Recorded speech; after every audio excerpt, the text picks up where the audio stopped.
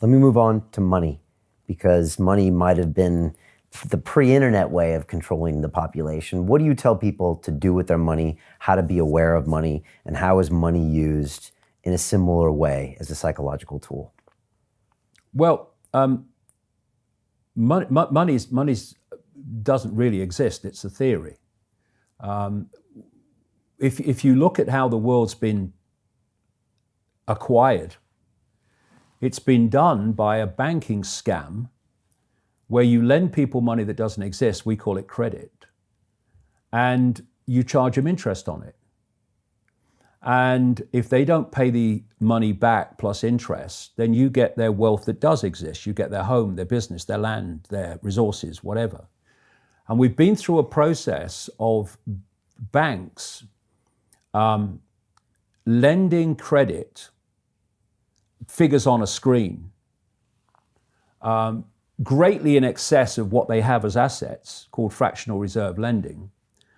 And then when they can't pay it back, because often the banks have taken actions that have crashed the economy, like in 2008, the banks then get all the things they've lent money on, the real wealth of the world. And what's happened in this process of lending credit, getting the real resources when they can't pay back the credit, has sucked the wealth of the world, the real wealth of the world, into the hands of a very, very few people, and left out there most of the rest of the population with something called money.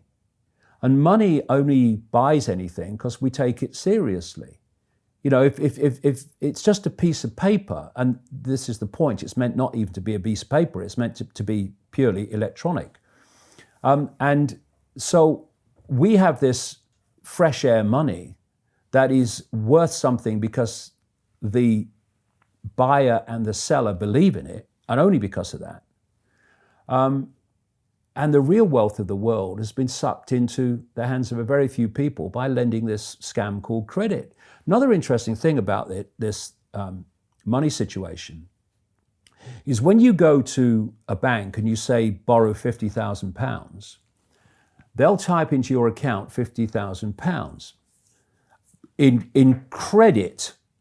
Where's the credit come from? Here.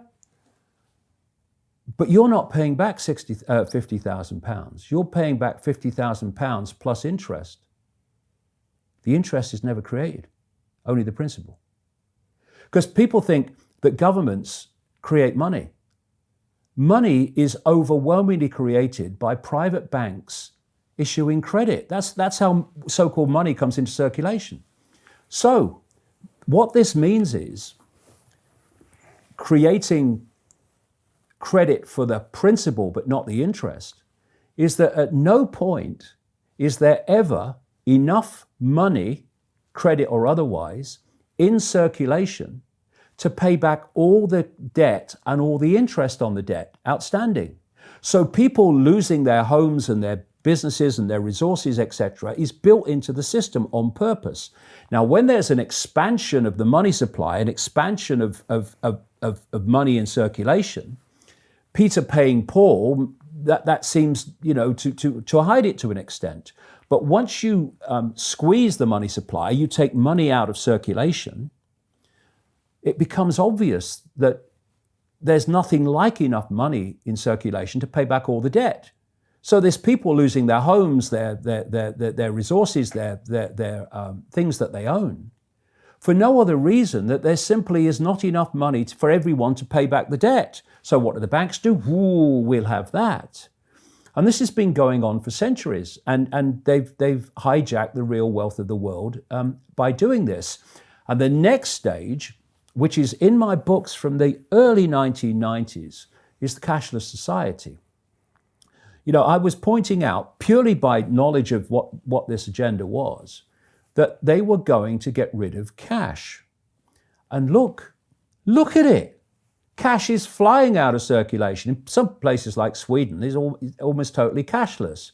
They're shutting down bank branches, so you cannot interact with a bank branch locally with cash. You have to do it online because that's electronic money. And eventually they're going to take cash out of circulation. Why?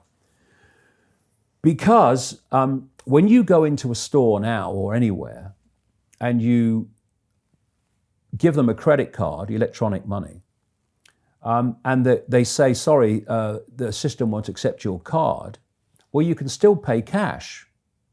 But when there's no cash in circulation, your electronic money, which is meant to go through a microchip eventually, when they say the system won't accept your microchip or your card, you have no other means of purchase. So whoever controls the system is dictating whether you can purchase or whether you can't, whether you can eat or whether you can't. And the only other alternative to that would be barter. And I'll tell you what the plan is. The plan is to ban barter, to make it illegal on the basis that they can't tax it. So that's along the line as well. How does cryptocurrency play into this? Well, what is cryptocurrency? Cashless society. Yeah. Now, and created by a private institution, another currency created by a private institution. Yeah, I'm not saying that there couldn't be good things with things like Bitcoin and stuff like that, as long as cash stays in circulation. That's the key. So you have an anonymous option. Yeah. Really. While cash is in circulation, you have other points of or ways of purchase. Once there's no cash and you have only cashless digital currencies, then whoever controls them controls everything. And not only that, they can wipe your bank account. If you're a dissident to the system, as this moves on into more extremes, they can wipe your bank account. And it's just gone. Because all it is figures on a screen. You can wipe figures on a screen in a second. You can, from a central point, crash the entire economy by controlling digital money and digital processes. And the idea eventually, problem, reaction, solution, create the problem and then offer the solution, is to have a gigantic crash, which they will instigate. And then to overcome the crash, they will propose a totally new economic system of central control to be the solution to the problem they've created, which is crashing the economy. And the more control they have over money digitally, electrically, the easier it is to do that.